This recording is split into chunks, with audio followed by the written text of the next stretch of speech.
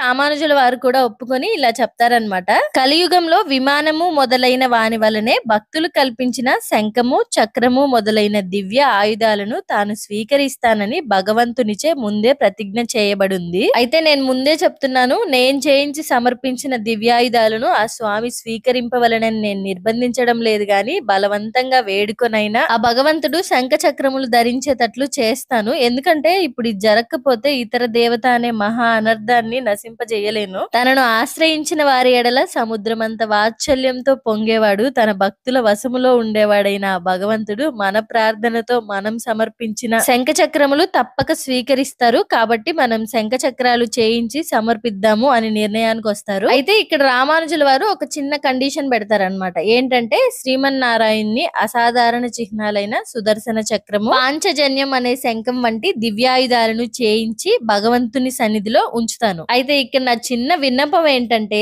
శైవులు కూడా వారు చెప్పే ఇతర దేవతల చిహ్నాలైన త్రిశూలము, పాశము, అంకుశం ఇలాంటి ఆయుధాలను స్వామి సన్నిధిలో ఉంచమనండి.